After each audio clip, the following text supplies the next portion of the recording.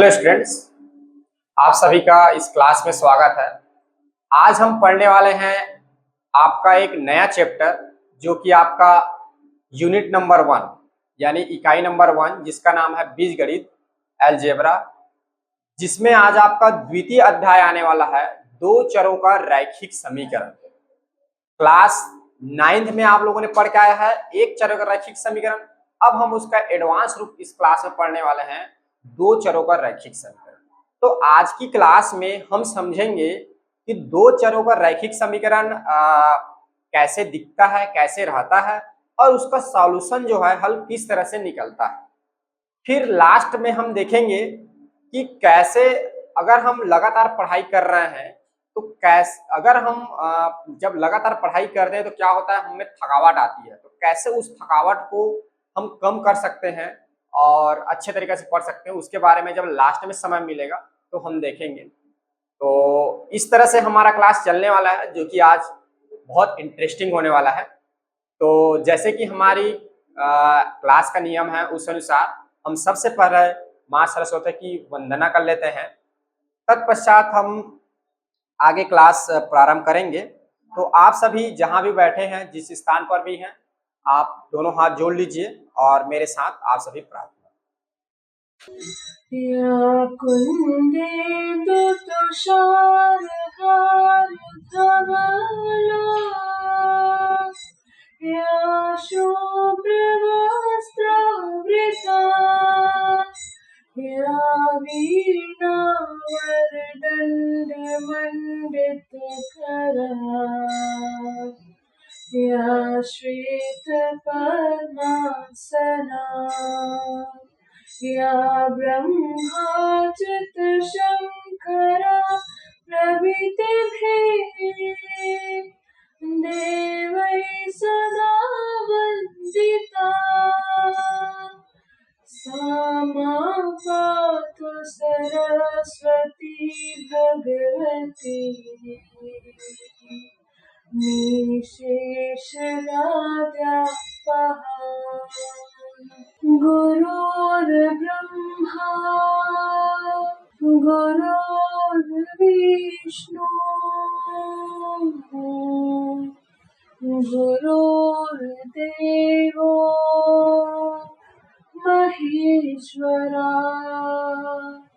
गुरुर्साक्षात् परं ब्रह्मा तस्मै श्री गुरुवे नमः।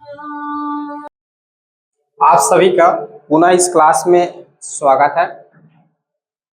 आज जैसे कि आप देख पा रहे हैं हमारा अध्याय है, मैंने यहाँ पे लिख दिया है, आपका दूसरा अध्याय है दो चरों का रैखिक समीकरण। ठीक है, जैसे कि मैं बता रहा था, आपने जो है एक चर का रैखिक समीकरण जो है क्लास 9th में पढ़ के आ चुके हैं। उसके साथ साथ उसकी सॉल्यूशन हम कैसे करते हैं, उसके विभिन्न तरीका है, उन सब के बारे में भी आपने जान लिया। ठीक है ना। तो मैं आपका सबसे पहले जो है स्टार्ट करने वाला हूँ टॉपिक समीकरण कि किसको हम समीकरण बोलेंगे। तो सब आपने अभी जैसे कि मैंने बताया, आप जो है इकाई नंबर 1 पढ़ रहे हैं जिसका नाम है बीजगणित। ठीक है ना। तो सिंपल सा हम ये समझेंगे समीकरण किसे बोलेंगे। तो इसका सिंपल सा मतलब होता है, समीकरण कहने का मतलब जब किसी भी बीजीय संरचना होगा। ठीक है, क्योंकि मैंने आपको फर्स्ट क्लास में ही बीजीय संरचना बता दिया था, जिसमें बहुपद क्या है, एक कंडीशंस लगा दिया जाता है कि उसकी जब चर की पावर जब पूर्ण संख्या होगा तो बहुपद कहलाएगा। बीजीय संरचना मतलब एक ऐसा स्ट्रक्चर या ऐसे संरचना जिसमें चर और अचर दोनों मिक्स करके गणितीय संक्रिया द्वारा लिखा जाता है, उसको हम लोग बोलते हैं बीजीय संरचना। ठीक है ना। तो जब किसी भी बीजीय संरचना को जब इक्वल 0 कर दिया जाएगा, मैंने क्या बोला, इक्वल 0 कर दिया जाएगा, तब ये समीकरण कहलाएगा। कई स्टूडेंट के मन में यह सवाल भी आ रहा होगा, सर आपने तो ठीक बोला लेकिन हमने कहीं पर इस टाइप का भी देखा हुआ है, जैसे कि x + 5 = 2। तो सर ये भी तो समीकरण है। बिल्कुल आप सही हैं, ये भी समीकरण है। जब क्या करेंगे, x - 5 जब इधर 2 को ले आएंगे तो ये क्या हो जाएगा, इक्वल 0 हो जाएगा। तो ये हो जाएगा x - 3 = 0। तो मैंने क्या किया, आपको एक स्टैंडर्ड रूप बताया हुआ है, क्योंकि लास्ट में जब उसको सॉल्व करोगे, जब राइट साइड जब कांस्टेंट टर्म रखोगे, तो उसके बाद जो जब इधर जब इसको ट्रांसफर करोगे तो क्या हो जाएगा, ये ऑटोमेटिक अपना जो राइट साइड है वो क्या हो जाएगा, जीरो हो जाएगा। ठीक है, तो जब बीजीय संरचना को हम क्या करते हैं, इक्वल जीरो कर देते हैं, तो वो हमारा क्या कहलाता है, समीकरण कहलाता है। ठीक है ना, तो आपको ये रूप भी दिखेगा, लेकिन इधर को जब इधर ट्रांसफर कर देंगे तो क्या हो जाएगा, वो जीरो ही हो जाएगा। तो एक सिंपल हम ये भी समझ सकते हैं कि समीकरण क्या होता है, कोई भी कंडीशंस दिया हुआ है उसको इक्वल के चिन्ह के साथ लिखना। इसके साथ लिखना, इक्वल के चिन्ह के साथ लिखना, ये वाली चिन्ह लगा के लिखना, तब वो क्या बन जाता है, हमारा समीकरण बन जाता है। ठीक है ना, तो यहां पर आपको समीकरण क्लियर है। हम देखते हैं रैखिक समीकरण। तो रैखिक समीकरण पहले ना, रैखिक समीकरण को समझने से पहले हम जो है आपका समझ लेते हैं रैखिक बहुपद। ठीक है, या चलो रैखिक समीकरण ही समझते हैं, फिर बहुपद को इक्वल जीरो करेंगे तो एक ही बात है। डायरेक्ट हम समझ लेते हैं रैखिक समीकरण। तो आपने क्लास 9 में ये पढ़ के आया हुआ है रैखिक समीकरण। तो रैखिक समीकरण मतलब क्या होता है, देखिए रैखिक लिखना थोड़ा सा एक उटपटांग टाइप का लगता है। ठीक है ना, तो रैखिक का मतलब होता है एक घात जिसकी क्या हो, अधिकतम घात कितनी हो, एक हो। एक ऐसा बहुपद जिसकी अधिकतम घात एक हो, उसे हम लोग क्या बोलते हैं, रैखिक समीकरण कहते हैं। ठीक है ना, तो इसका रूप कैसे रहता है, तो आप लोगों ने इसका सामान्य रूप, मैं जो बात करता हूं सामान्य रूप की बात करता हूं, सामान्य पूरा लिख देता हूं, फिर आप लोग कंफ्यूज हो गए, स मतलब क्या पता चले कुछ दूसरा मीनिंग निकाल दे रहा हूं। सामान्य रूप इसका जो होता है, ये होता है x plus B is equal to C, जहां पे क्या होता है, a बराबर नहीं होता है आपका जीरो का। क्यों नहीं होता, क्योंकि अगर ये जीरो के बराबर हो जाएगा तो ये वाला टर्म ही कट जाएगा, x वाला, x वाला कट गया तो कहाँ का एक रैखिक समीकरण होगा। ठीक है ना, माने ये इसकी चर ही नहीं रहेगा तो खत्म हो जाएगा चर। तो इसीलिए ये को जीरो बराबर ए को जो है शून्य के बराबर नहीं होना चाहिए, ऐसा लिखा जाता है। ठीक है, गलती से बराबर लिख देते, नहीं होना चाहिए, काट देते हैं। ठीक है ना, और बी क्या है, यहाँ पे अचर है। तो कोई भी जब समीकरण जब रहता है तो उसका क्या होता है, हल होता है। तो इसकी अगर मैं हल की बात करूं तो आप देख पा रहे हैं इसका हल जो हो जाएगा ए एक्स बराबर, जब उसको इधर ट्रांसफर करूंगा तो माइनस का बी, सो एक्स बराबर माइनस बी बटा क्या हो जाएगा, ए हो जाएगा। माइनस बी बटा क्या हो जाएगा, ए हो जाएगा। तो रैखिक समीकरण जो हल होता है उसका जो रूप है इस तरह से दिखता है। ठीक है, मैं पुनः रिवाइज करना चाहूंगा, रैखिक समीकरण क्या है, एक ऐसा समीकरण जिसकी अधिकतम घात एक होती है। क्या होती है, अधिकतम घात एक होती है। अभी मैंने इसमें चर की बात नहीं किया हुआ है, इस चीज को समझिएगा। अब मैं बात करने वाला हूं इसी का पुनः। आप देख पा रहे हैं, अगर मैं इस बहुपद सॉरी इस अगर समीकरण की बात करूं तो ये क्या है, घात एक है और इसमें चर की संख्या कितनी है, एक है।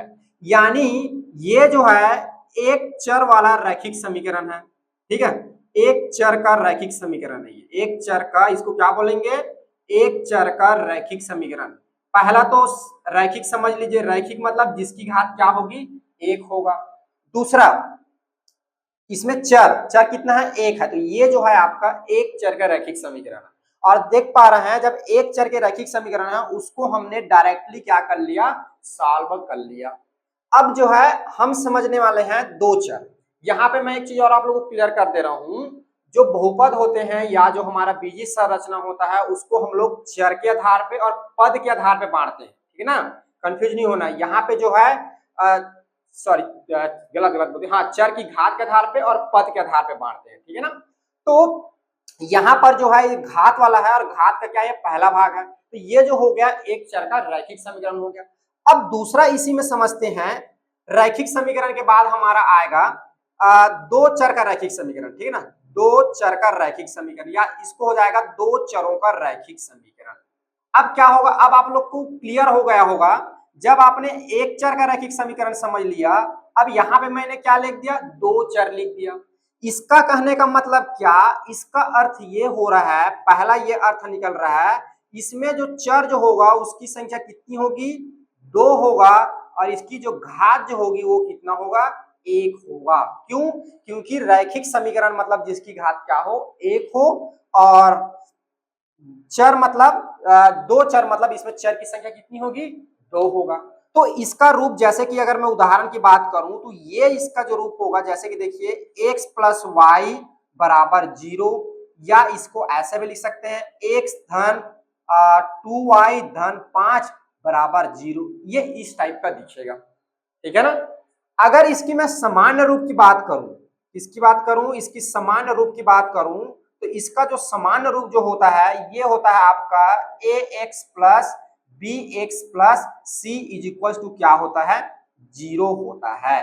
तो दो चर के रैखिक समीकरण का क्या है ये, सॉरी यहाँ पे y रहेगा, दो चर का रैखिक समीकरण, दो चर का क्या है ये रैखिक समीकरण है। तो आप लोग को समझ में आ गया होगा कि हम कौन से प्रकार के समीकरण को पढ़ने वाले हैं, ठीक है।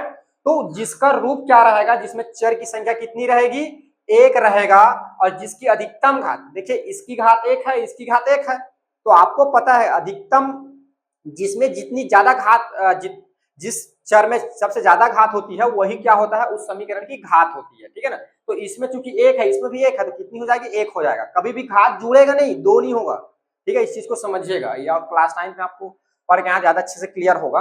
तो ये हो गई। अब क्या हुआ, अब हम बात करते हैं इसकी हल के बारे में। जब हल के बारे में हम देखेंगे तो आप देख पा रहे हो यहाँ पे चर कितना था, एक था, तो एक ही समीकरण था और उसको हमने क्या कर लिया, डायरेक्ट सॉल्व कर लिया, ठीक है। यहाँ पे चर की संख्या कितनी है, दो है। तो आप इस चीज को ध्यान रखेंगे, किसी समीकरण में जितने चर होते हैं उसको हल करने के लिए उतने ही समीकरण की जरूरत पड़ती है। आप देख पा रहे हो इसमें चर की संख्या एक था तो आपने डायरेक्ट सॉल्व कर लिया, परंतु इसमें चर की संख्या कितनी है, दो है, तो इसको सॉल्व करने के लिए दो समीकरण की जरूरत पड़ेगा। कितने समीकरण की, दो समीकरण का। तो दो समीकरण के समूह का एक अलग नाम होता है, इसका नाम होता है युगपद समीकरण। आगे एक नाम, ये नाम आएगा युगपद समीकरण। युगपद समीकरण मतलब होता है, युगपद समीकरण मतलब होता है दो चरों के समूह को युगपद समीकरण कहा जाता है। क्या कहा जाता है, दो चरों वाला रैखिक समीकरण के समूह को युगपद समीकरण कहा जाता है। आप लिखना चाहें तो लिख सकते हैं, दो चरों के, दो चरों के रैखिक समीकरणों के समूह को युगपद, युगपद समीकरण कहा जाता है, ठीक है। यहां पर क्या हो जाएगा, दो चरों के रैखिक समीकरणों का समूह, मतलब यहाँ पर जो होगा क्या होगा, यहाँ पे जो समीकरण जो होगा दो, एक से क्या होगा, ज्यादा होगा, ठीक है, उनके समूह होंगे, दो होगा, ठीक है। तो देखिए इसका जो सामान्य रूप होगा युगपद समीकरण का, ये आपका होगा सामान्य रूप वाला, समझ रहा हूं ना, मैं बार बार लिख रहा हूं। जैसे कि ह्यूमन का हमारा एक रूप होता है, मनुष्य का, दो हाथ दो पैर जो भी है, पक्षी का अलग है, गुण होता है ना, उसी प्रकार सामान्य रूप होता है, इसका मतलब एक स्ट्रक्चर होता है, ठीक है ना। तो इसमें पहला जो होगा ये आपका हो जाएगा a1x plus b1y plus c1 is equal to 0।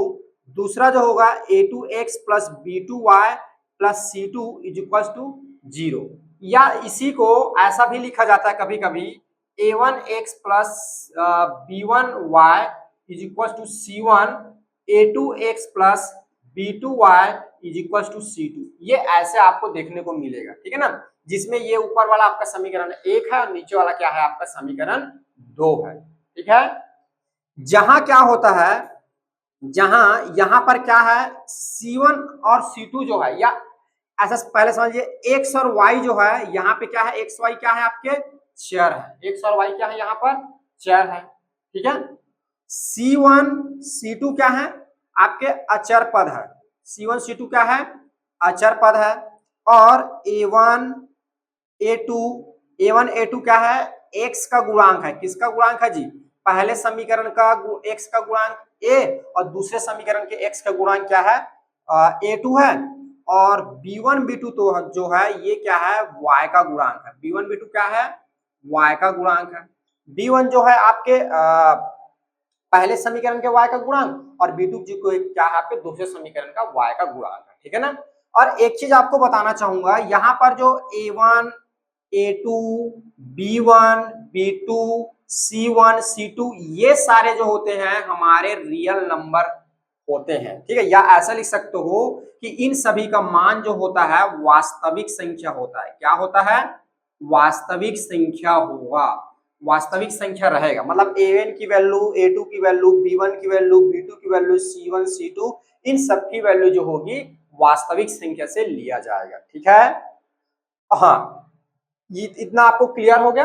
अब यहाँ पर आपको एक चीज और समझना है, ये तो आप लोग समझ लिया। हाँ, अब इसके देखिए, अब देखिए, अब ये समीकरण है, ठीक है जी। तो समीकरण का क्या मिलता है अपन को? एक्स और वाई की वैल्यू क्या कहलाता है? हल कहलाता है। क्या कहलाता है?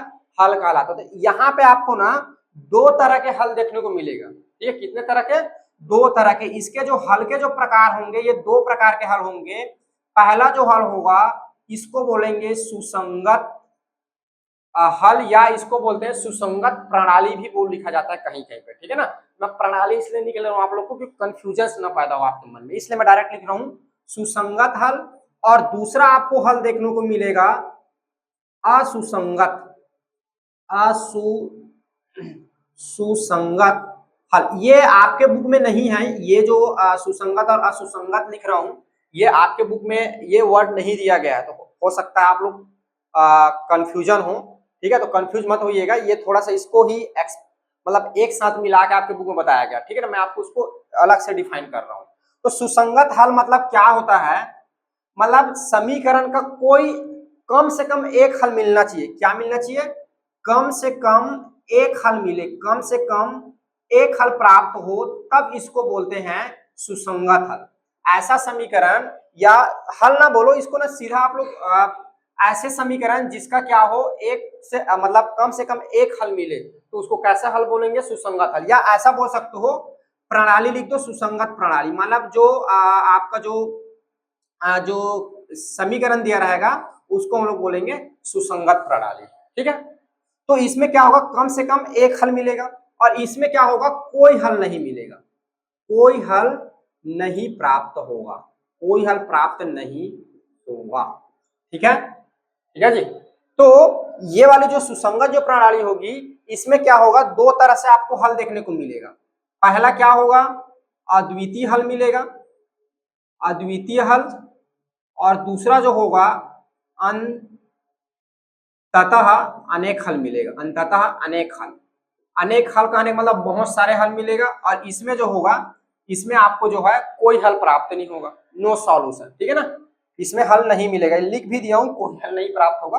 चाहे तो और लिख सकते हैं, हल नहीं मिलेगा, ऐसा हल नहीं मिलेगा।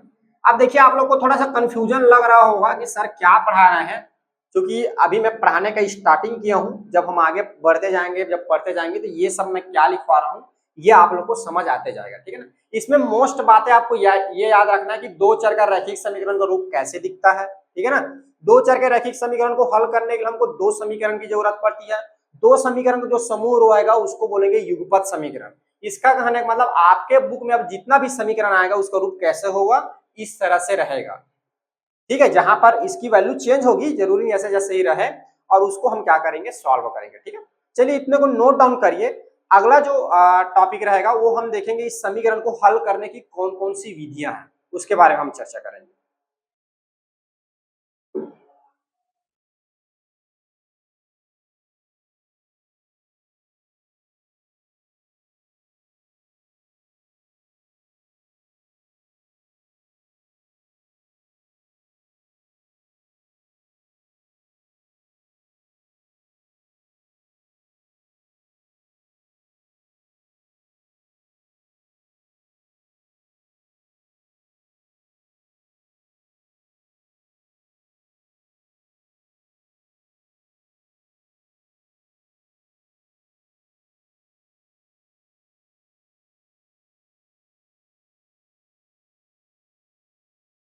अगला हम देखने वाले हैं युगपद समीकरण को हल करने की विधियां, ठीक है। युगपद समीकरण को हल करने की विधियां, विधियां मतलब होता है मेथड, ठीक है। क्या है, आप लोग इंग्लिश वर्ड को जहां तक ज्यादा जानते हैं, ठीक है, हालांकि आप लोग हिंदी के स्टूडेंट हो, लेकिन सारा इंग्लिश ज्यादा आप लोग को समझ में आता है, ठीक है। तो मेथड्स के बारे में पढ़ेंगे। तो आपके जो बुक है इसमें जो है इसको सॉल्व करने की 2 मेथड्स बताई गई है, ठीक है, 2 मेथड। जिसमें पहला जो मेथड है इसको हम लोग बोलते हैं आलेखी विधि, आलेखी विधि, या इसी का नाम है ग्राफी विधि, ठीक है ना। और दूसरा जो विधि है इसको बोलते हैं बीजीय विधि, बीजीय विधि, ठीक है। तो आलेखी विधि में सिर्फ एक ही विधि होता है जिसके नाम पर ही रख दिया गया है आलेखी विधि, या इसी को बोलेंगे ग्राफी विधि या ग्राफिकल मेथड, ठीक है ना। इसमें क्या करते हैं, ग्राफ की सहायता से इसका सॉल्यूशन ढूंढते हैं, जो आपको युगपत समीकरण दिया गया है उसको, ठीक है। बीजी जो विधि में 2 प्रकार के दिया गया है आपके बुक में, ठीक है। एक जो है प्रतिस्थापन विधि, प्रतिस्थापन विधि, और दूसरा नाम है विलोपन विधि, विलोपन विधि, और तीसरा जो है यह है आपका वज्र गुणनखंड विधि, जो कि आपके सिलेबस में नहीं है, परंतु आपके बुक में नहीं है, दूसरे बुक में दिया है, ठीक है। तो इसके बारे में भी हम चर्चा करेंगे, वज्र गुणनखंड विधि, ठीक है। तो सबसे पहले जो है हम आपका चर्चा करते हैं आलेखी विधि के बारे में, ठीक है ना। तो सभी विधि का बारी बारी से अध्ययन करेंगे। तो सबसे पहले हम अध्ययन करते हैं आपका आलेखीय विधि, क्योंकि ये नेक्स्ट हमारे क्लास में आने वाला है। आलेखीय विधि ग्राफिकल, ग्राफिकल, ग्राफिकल मेथड बोलते हैं इसका इंग्लिश नाम जी। तो इसके लिए आप याद रखेंगे नोट, ठीक है। क्या याद रखेंगे, इसमें क्या करेंगे हम, जो आपका समीकरण रहेगा, क्या रहेगा जी, समीकरण रहेगा, उस समीकरण का हम जो है ग्राफ पर सरल रेखा बनाएंगे। क्या करेंगे, उस समीकरण का ग्राफ पर सरल रेखा बनाएंगे, और वो रेखा जिस बिंदु पर प्रतिच्छेद करेगा, जो सरल रेखा बनाएंगे तो 2 रेखा बनेगा ना, 2 समीकरण है, तो जिस बिंदु पर प्रतिच्छेद करेगा वही उसका क्या होगा, हल होगा, ठीक है। तो देखिए समीकरणों द्वारा बनाया गया रेखाखंड, रेखाखंड नहीं बनाया, समीकरण द्वारा बनाया गया रेखा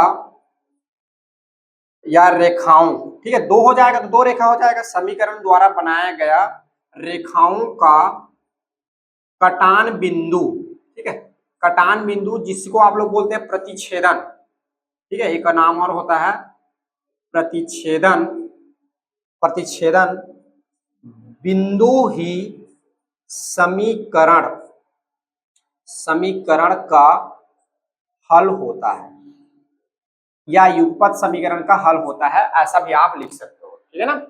अब क्या होगा, मैंने अभी आप लोग को 2 प्रकार के हल बताए, ठीक है ना, या 2 प्रकार की प्रणाली बताया, हल मत बोलो उसको, प्रणाली बोलो। पहला प्रणाली जो बताया आपको सुसंगत प्रणाली, और दूसरा जो बताया असुसंगत प्रणाली, ठीक है ना। हिंदी में थोड़ा कंफ्यूजन लग रहा होगा, इंग्लिश में इसका नाम इजी है, खैर आप लोग हिंदी वाले हिंदी में ही जानो, ठीक है। तो पहला जो होगा सुसंगत प्रणाली, सुसंगत प्रणाली, ठीक है। ये जो है ना एक सुसंगत प्रणाली कहने का मतलब जो है ना, ये जो है आपके इक्वेशन की बात करता है, कोई बहुत बड़ा प्रणाली नहीं है, कोई बहुत बड़ा मेथड नहीं है, ठीक है। ये समीकरण का नाम, समीकरण को देख के उसका नाम रखा गया है, ठीक है ना। तो सुसंगत प्रणाली में 2 आपका यहाँ पर 2 प्रकार के मिलेंगे। पहला आपको जो केस है ये आपको मिलेगा केस नंबर 1, 2 केस मिलेगा, ठीक है ना। उस केस में क्या होगा, जब आप क्या देखो, आप क्या करोगे, दोनों जो रेखाएं हैं उन रेखाओं के क्या करेंगे, आप ग्राफ बनाने के लिए क्या करेंगे, उनका निर्देशांक बिंदु निकालेंगे, ठीक है ना। कैसे निकालेंगे मैं आगे बताऊंगा आप लोग को। तो निर्देशांक निकालेंगे, उसके बाद क्या करेंगे, आप ग्राफ लेंगे, तो ग्राफ क्या होगा आपका इस तरह का बनेगा। कैसे बनेगा जी, ये देखो लगभग आपने ग्राफ बनाया होगा 9th में, तो ग्राफ जो होता है हमारा इस तरह का बनता है, ठीक है ना।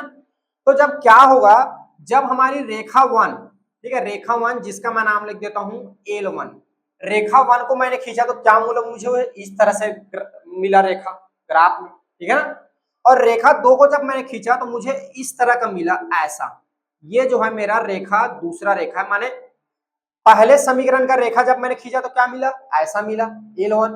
दूसरे समीकरण जब मैंने रेखा बनाया तो मुझे क्या मिला, ऐसे मिला L2, ठीक है। तो आप देख पा रहे हो ये दोनों रेखाएं जो हैं एक बिंदु पर प्रतिच्छेद कर रही है, और मैंने आपको लगाया, अब मैंने आपको भी बताया कि जिस बिंदु पर क्या करेगी, ये काटेगी या प्रतिच्छेद करेगी, वही क्या कहलाएगा, समीकरण का हल कहलाएगा। तो ये जो बिंदु है, इस बिंदु को नाम रख देता हूं P, इस बिंदु का नाम रख दिया P, और इसकी वैल्यू जो है अल्फा और बीटा है। क्या है जी, एक वैल्यू अल्फा है और एक वैल्यू क्या है, बीटा है, ठीक है। तो इसका क्या होगा, वही हल होगा, अल्फा और बीटा, ठीक है। तो यहां पर लिखेंगे जब समीकरणों द्वारा खींची गई रेखा L1 व L2 एक बिंदु पर प्रतिच्छेद करती है, ठीक है, एक बिंदु पर प्रतिच्छेद करती है, तब समीकरण का अद्वितीय हल प्राप्त होता है, अद्वितीय हल प्राप्त होता है। यहां पर क्या होगा, यहां पर जो है, यहां समीकरण का हल क्या होगा, x बराबर अल्फा और y बराबर आपका हो जाएगा बीटा। यहां आपको एक हल मिलेगा, ठीक है। मैंने देखो क्या लिखा है, इसे समझिए। जब समीकरण द्वारा खींची गई रेखा L1 और L2 एक बिंदु, यहां पर बिंदु का नाम लिख दीजिए, बिंदु P पर, ये, और चाहे तो ऐसा लिख दीजिए, बेस्ट और अच्छा रहेगा, एकदम अच्छे से लिखना चाहते हैं, P ब्रैकेट में लिख दीजिए अल्फा बीटा, और ऊपर में ये ऐसा करके मैं लिखता हूं पर, ठीक है। प्रतिच्छेद करती है, तब समीकरण का अद्वितीय हल प्राप्त होता है। यहां समीकरण का हल क्या होगा, x बराबर अल्फा और y बराबर क्या मिलेगा, बीटा। अब मैं बात करता हूं अद्वितीय हल। क्या समझते हो अद्वितीय हल, यूनिक सॉल्यूशन बोलते हैं, इसकी इंग्लिश नाम है। अद्वितीय मतलब क्या होता है, आप लोगों ने हिंदी में पढ़ा होगा, जिसके जैसा कोई ना हो, उसका एक शब्द बताओ तो बोलते हो अद्वितीय। समझ में आ गया, अद्वितीय मतलब जिसके जैसा कोई ना हो, जो सिर्फ एक ही हो, उसको बोलते हैं अद्वितीय। तो यहां पर भी क्या होगा, आपको समीकरण का सिर्फ एक वैल्यू x का मिलेगा, एक वैल्यू y का मिलेगा, और कोई दूसरा वैल्यू नहीं मिलेगा, ठीक है। तो इसीलिए इसको बोलते हैं अद्वितीय हल, ठीक है। यहां पर मेरा हिंदी समझ में नहीं आ रहा होगा, आ आधा दम, द की मात्रा वी ऐसा लिखा है, ठीक है, ये व की मात्रा यहाँ पे अद्वितीय, ऐसा अद्वितीय हल प्राप्त होता है, ठीक है। तो ये हो गया पहले वाले जो एक केस मिलेगा। इसी में देखिए दूसरा केस क्या बनेगा, ये देखिए, जब आप ग्राफ प्लॉट कराएंगे तो दूसरा केस जो है ये आपको मिलेगा। देखिए यहां पर मैं क्या किया, ग्राफ बनाया, ये, ठीक है, और तो यहां पर ये मेरा हो जाएगा x, ये हो जाएगा x डैश, ये हो जाएगा y, और ये हो जाएगा y डैश, ठीक है। अब जो है मैं जब ग्राफ बनाया, ठीक है, तो पहले समीकरण का ग्राफ बनाया तो उसका जो ग्राफ है ऐसे बना, ये सॉरी, पहले समीकरण का जब मैंने लाइन खींचा ग्राफ पे, पहले समीकरण का जब मैंने क्या किया, लाइन खींचा ग्राफ पे, तो इस तरह से मुझे मिला L1, ठीक है जी, ठीक है ना। दूसरा देखिए, जब मैंने दूसरे समीकरण का जब मैंने ग्राफ पे खींचा तो मुझे क्या मिला, वही वैल्यू मिल गया, ऐसे इसी के ऊपर आ गया मेरा जो दूसरा लाइन है, माने L2 जो है यही आ गया इसी के ऊपर। ये ऐसा थोड़ा सा मोटा बना दे रहा हूं ताकि आप लोग कंफ्यूज ना हो, ये और थोड़ा सा मोटा कर दे रहा हूं, ये मोटा कर दे रहा हूं, ये देखो, ठीक है। क्या होगा, जब हम पहले समीकरण का जब ग्राफ में जब उसका लाइन को जब ग्राफ में प्लॉट करेंगे, ग्राफ में बनाएंगे, तो ये ऐसा मिला, और जब दूसरे समीकरण को बनाए तो जस्ट क्या होगा, उसके ऊपर ही आ गया, मतलब वही वैल्यू है। तो इसको बोलते हैं कोइंसिडेंट करना, मतलब इसको संगत, क्या बोलते हैं इसको, संगत। दोनों रेखाएं क्या हो जाती है, संगामी हो जाती है, एक ऊपर एक आ जाता है, ठीक है ना, क्या हो जाता है, संगत हो जाता है, दोनों रेखाएं क्या हो जाती है, एक इसका मैं हिंदी भूल रहा हूँ, एक मिनट में थोड़ा सा, एक मिनट मुझे समय देंगे। इसका जो है संपाती जी, सॉरी कोइंसिडेंट इंग्लिश में बोलता, मुझे कोइंसिडेंट याद आ रहा था, ये संपाती हो जाती है। क्या हो जाता है, संपाती, इसको बोलते हैं संपाती। जब दोनों रेखाएं क्या हो जाती है, संपाती। संपाती कहने का मतलब होता है एक के ऊपर एक आ जाना लाइन, क्या हो जाना, एक के ऊपर एक आ जाना लाइन। जैसे कि एक लाइन है, इसके ऊपर एक दिख रहा है क्या, मेरे पीछे वाला पेन आप लोग को नहीं दिख रहा होगा, तो वो बोलते हैं संपाती, ठीक है ना। तो इस वाले कंडीशन में क्या होगा, इसको हम लिख लेते हैं, जब समीकरणों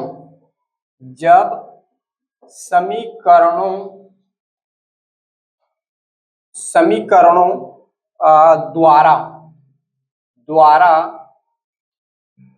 खींची गई लाइन या रेखा, खींची गई रेखा L1 व L2, ठीक है, संपाती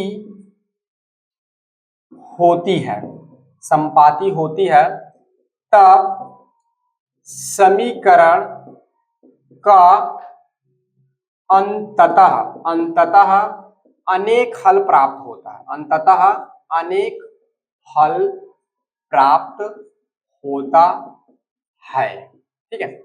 जहां देखिए, अब अंततः अनेक हल प्राप्त होता है, मैंने क्या बताया, समीकरण का हल कब निकलेगा, पहले पॉइंट में लिखा है जब दोनों रेखाएं क्या होगी, जिस बिंदु पर प्रतिच्छेद करेगी। तो अब देखिए, ये जो है यहां पर प्रतिच्छेद कर रही है P1, यहां पर भी प्रतिच्छेद कर रही है मान ले P2, यहां पर प्रतिच्छेद कर रही है P3, यहां पर प्रतिच्छेद कर रही है P4, यहां पर प्रतिच्छेद कर रही है P5, ऐसे आगे बढ़ते जाएगा ना, क्योंकि रेखा जो है दोनों दिशाओं में लगातार आगे बढ़ती है, कभी समाप्त नहीं होता। तो इसमें क्या होगा, बहुत सारे पॉइंट्स मिलेंगे, क्या होगा, बहुत सारे बिंदु आपको मिलेगा। तो इसीलिए मैंने लिखा अंततः अनेक हल प्राप्त हो। जैसे कि इसका हल मिल गया आपको अल्फा1, अल्फा2, अल्फा1 बीटा1 P1 का, ठीक है, P2 का मिल गया अल्फा2 बीटा2, P3 का मिल गया अल्फा3 बीटा3, P4 का मिल गया अल्फा4 बीटा4, P5 का मिल गया अल्फा5 बीटा5। ये थोड़ा छोटा छोटा लिख रहा हूं, बाकी आप लोग समझ रहे हैं, ठीक है ना, मैं बोल के बता देता। तो यहाँ पर देखिए आपको क्या मिल गया, P1 की वैल्यू मिल गया अल्फा1 बीटा1, ठीक है, P2 की वैल्यू आपको क्या मिल गया, अल्फा2 बीटा2, P3 की वैल्यू आपको मिल गया अल्फा3 बीटा3, P4 की वैल्यू आपको मिल गया अल्फा4 बीटा4, P5 की वैल्यू आपको क्या मिल गया, अल्फा5 और बीटा5। ये तो इस तरह के और आगे बढ़ते जाओगे तो और आगे क्या हो जाएंगे, आपको हल मिलते जाएंगे। तो यहाँ पर बहुत सारे हल मिलेंगे, इसीलिए इसका क्या लिख दिया गया, अंततः अनेक हल मिलेगा, बहुत सारे सॉल्यूशन मिलेगा इसमें, ठीक है। तो सुसंगत जो प्रणाली होती है उसमें ऐसे समीकरण रहता है जिसको आपका हल प्राप्त होता है, इसको बोलते हैं सुसंगत, माने एक सही तरीके से बनाया गया समीकरण, ठीक है। अब जो आएगा उसको बोलेंगे असुसंगत प्रणाली, जिसके अंतर्गत केस नंबर 3 आएगा, जिसमें आपको कोई हल नहीं मिलेगा। तो देखिए इसमें ग्राफ कैसे बनेगा, ठीक है। दूसरा जो आएगा आपका सुसंगत प्रणाली। अगर आपको कंफ्यूज लग रहा होगा तो ये प्रणाली वाला जो वर्ड है इसको हटा देंगे, मैं आपको पहले से बता दे रहा हूं, ये आपके बुक में नहीं है ये, ठीक है, लेकिन मैं उसको आपको क्लियर डिफाइन करने के लिए बता रहा हूं, ठीक है। असुसंगत प्रणाली, जिसमें समझिए केस नंबर 3 बनेगा आपका।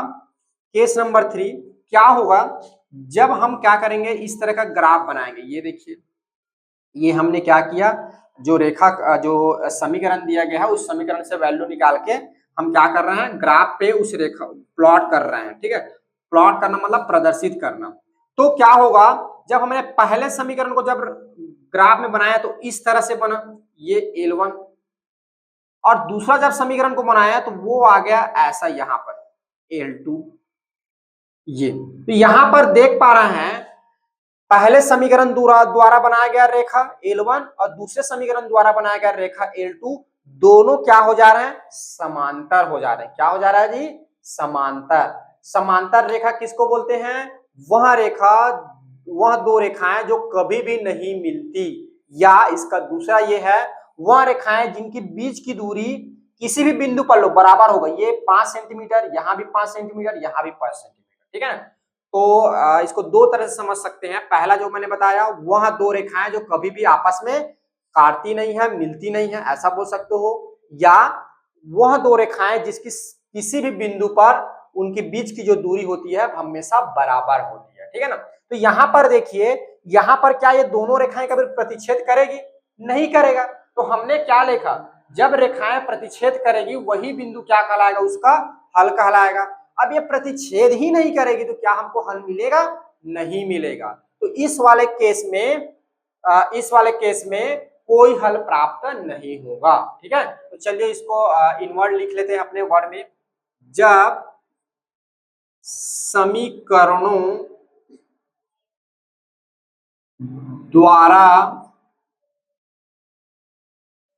बनाए गए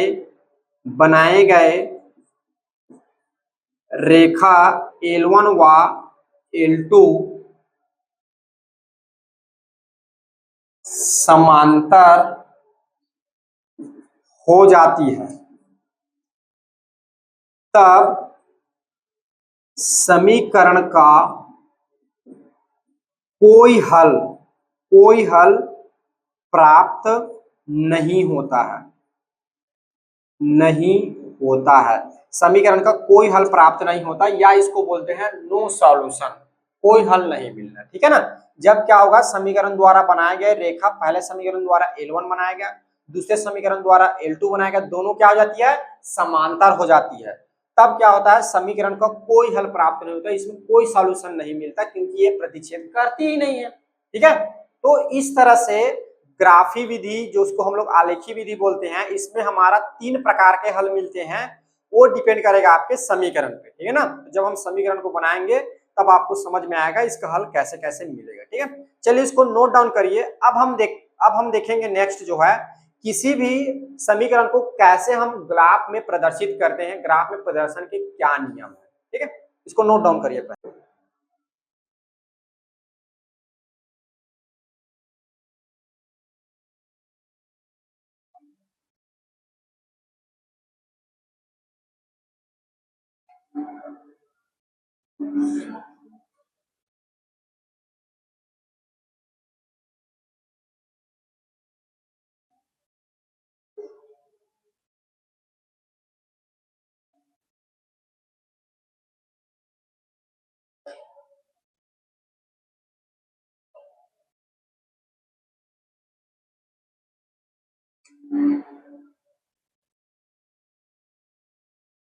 दो चरों के रैखिक समीकरण का आलेखीय प्रदर्शन। आलेखीय प्रदर्शन मतलब ग्राफीय प्रदर्शन, माने ग्राफ में कैसे हम उसको प्रदर्शित करेंगे, ठीक है। प्रदर्शन, ये हमारा टॉपिक है। देखो, पहला हम क्या करेंगे, दिए गए कथन, आपको स्टेटमेंट दिया जाएगा इस बुक में, ठीक है। तो सबसे पहले दिए गए कथन से समीकरण बनाना है, ठीक है, बनाना है, ठीक है।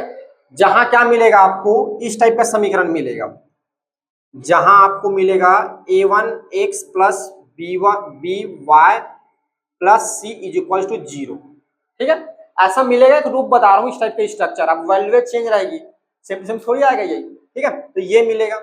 दूसरा आप क्या करोगे, समीकरण को y के रूप में लिखना है, y के रूप में लिखना है, या y के रूप में लिखेंगे, ठीक है, लिखेंगे, लिख लो, लिखेंगे, y के रूप में लिखेंगे। y के रूप में लिखेंगे तो क्या हो जाएगा, देखो ये क्या है, by है, जब उधर ट्रांसफर होगा तो क्या हो जाएगा, ये आपका हो जाएगा माइनस का c और माइनस का x हो जाएगा, ठीक है ना। y के रूप मतलब y बराबर करके लिखना है इसको, y की वैल्यू। तो ये ऐसे करेंगे तो ये क्या हो जाएगा, ये by बराबर, इसमें से माइनस बाहर निकल जाएगा, तो ये आपका हो जाएगा x प्लस c, ठीक है। अब देखिए y बराबर आपका क्या हो जाएगा, माइनस ax प्लस c पूरे का डिवाइड बाई क्या हो जाएगा आपका b हो जाएगा, क्या हो जाएगा, पूरे का डिवाइड बाई क्या हो जाएगा आपका, यहाँ पे क्या हो जाएगा, पूरे का डिवाइड बाई बी हो जाएगा। आ रहा है समझ में, यहां तक समझ में आया? ठीक है। अब क्या करेंगे, अब क्या करेंगे, यहां पर क्या करेंगे, थर्ड नंबर एक्स के उपयुक्त, अच्छे से लिख देता हूं, उपयुक्त, उपयुक्त, उपयुक्त मान के लिए, मान के लिए y का मान ज्ञात करेंगे। देखिए अधिकतर आप लोग को कंफ्यूजन होता है, उपयुक्त और उपरोक्त, ये दोनों अलग अलग है। उपरोक्त मतलब ऊपर, उपयुक्त मतलब होता है बोलना चाहिए आवश्यकता अनुसार, या जो उसके लिए अच्छा हो उसके अनुसार। तो यहाँ पे क्या लिखा हूं मैं, उपयुक्त लिखा हूं, जो जरूरत हो उसके अनुसार क्या करना है आपको, वैल्यू पुट करना है। ठीक है, इसका कहने का मतलब आपको ग्राफ में कितने पॉइंट तक चाहिए, या जैसे कि मैंने बोल दिया आपके समीकरण में 100, 200, 300 वाला समीकरण है और आप 1, 2, 3 लोगे तो कितना बड़ा ग्राफ बनाना पड़ेगा। ठीक है, जब ये ग्राफ बनाओगे तब ये समझ में आ जाएगा। ठीक है, उपयुक्त माने जो आपको आवश्यकता हो उस अनुसार क्या लेना है आपको, एक्स का मान लेना, उस मान के लिए क्या मिलेगा, यहाँ पे आपको वाई का मान मिलेगा। ठीक है, चौथा नंबर एक्स व वाई के मान के लिए टेबल बनाना है, टेबल बनाना है। टेबल मतलब आप लोग कंफ्यूज हो जाते हो, टेबल मतलब होता है सारणी, लिखो सीधा, के लिए सारणी, जिसका इंग्लिश नाम होता है टेबल। ठीक है, ये ऐसा लिखो, टेबल बनाना है। ठीक है, अब बैठने वाला टेबल नहीं बनाना है, ठीक है ना, स्कूल में बेंच जो लगा है वो वाली टेबल नहीं बनाना है, यहाँ पे क्या करना है, बॉक्स बनाना है। ठीक है ना, तो एक्स वाई मान के लिए आपको सारणी टेबल बनाना है।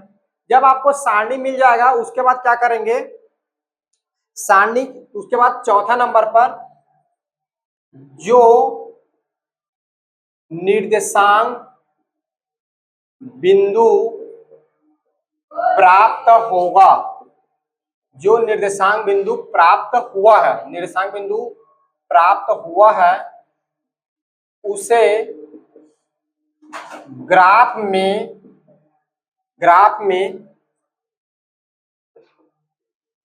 प्रदर्शित करेंगे। ठीक है, क्या करेंगे, जो निर्देशांक बिंदु प्राप्त हुआ है उसे ग्राफ में प्रदर्शित करेंगे। ठीक है, फिर पांचवें नंबर, छठवें नंबर पे आएगा, अब ग्राफ में प्रदर्शित करोगे तो जो निर्देशांक बिंदु प्राप्त होगा उसे ग्राफ में प्रदर्शित करना है। तो आपको क्या मिलेगा, पॉइंट मिलेगा, क्या मिलेगा जी, पॉइंट मिलेगा, क्या मिलेगा, रेखा मिलेगा। जब उन पॉइंट को जब मिलाओगे तो क्या मिलेगा, एक रेखा मिलेगा। ठीक है, तो यहाँ पे सभी बिंदु,